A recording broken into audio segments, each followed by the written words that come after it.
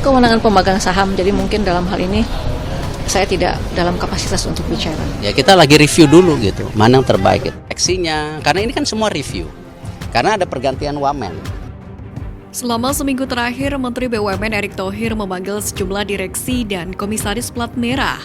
Salah satunya adalah direksi dan komisaris PT Pertamina Persero, di mana Basuki Cahayapurnama alias Ahok yang merupakan komisaris utama dan direktur utama Pertamina Nike Widiawati diketahui dipanggil oleh Erick Thohir. Seiring dengan kedatangan Ahok dan Nike tersebut, beredar rumor bahwa akan ada pergantian direksi di tubuh perusahaan migas plat merah ini.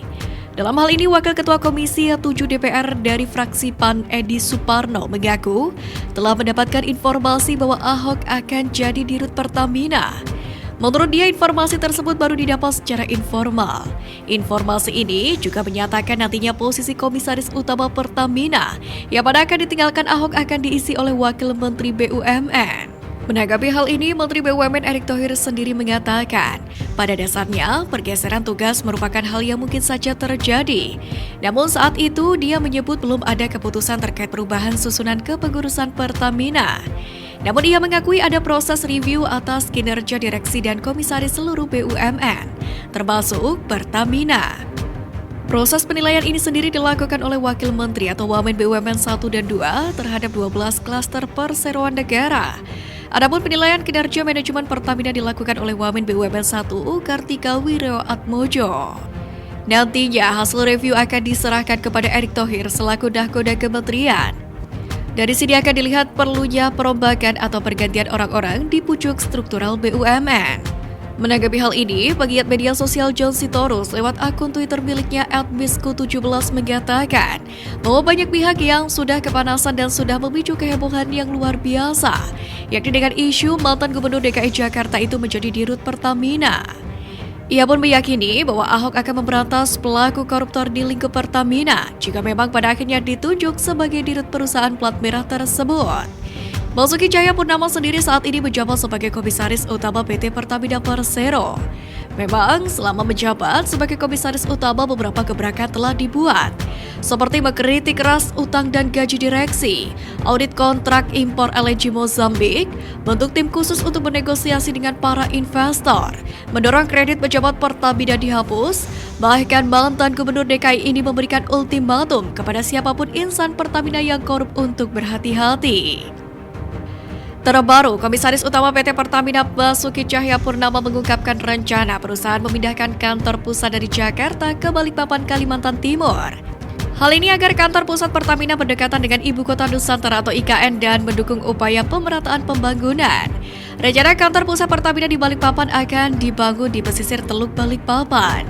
Sementara terkait IKN, Pertamina berencana membangun kawasan resort hingga pusat penelitian dan juga pengembangan atau Research and Development atau R&D Center di kawasan IKN. Sementara mengutip dari laman Pertamina.com, perusahaan energi plat merah ini membubuhkan pencapaian yang positif, yakni laba bersih tertinggi sepanjang berdirinya perseroan. Yang mana perseroan berhasil membubuhkan laba bersih sebesar 3,81 miliar US dollar atau setara dengan 56,6 triliun rupiah, naik 86% dibandingkan tahun 2021 sebesar 2,05 miliar US dollar atau setara dengan 29,3 triliun rupiah. Pendapatan Pertamina juga melejit, tahun 2022 mencapai 84,89 miliar US dollar atau sekitar 1.262 triliun rupiah, naik hingga 48% dibandingkan tahun sebelumnya sebesar 57,5 miliar US dollar. Mengenai capaian ini, Nike mengatakan apa yang sudah dicapai selama tahun itu merupakan buah dari pondasi perusahaan yang terus diperbaiki, sehingga semuanya memberikan kontribusi bagi perseroan. Kinerja keuangan juga sebanding lurus dengan kinerja keberlanjutan yang juga telah membuahkan pencapaian positif, di mana Pertamina berhasil meraih posisi nomor 2 secara global dalam subindustri integrated oil and gas oleh Sustainalytics dengan skor ESG sebesar 22,1 di Oktober 2022 lalu, yang mengalami peningkatan dari sebelumnya dengan skor 28,1. Peningkatan signifikan kinerja keuangan dan operasional sepanjang tahun membuat Pertamina kembali mengukuhkan posisinya sebagai satu-satunya perusahaan Indonesia yang masuk dalam Fortune Global 500 dan menempati peringkat 223. naik dari sebelumnya peringkat 287.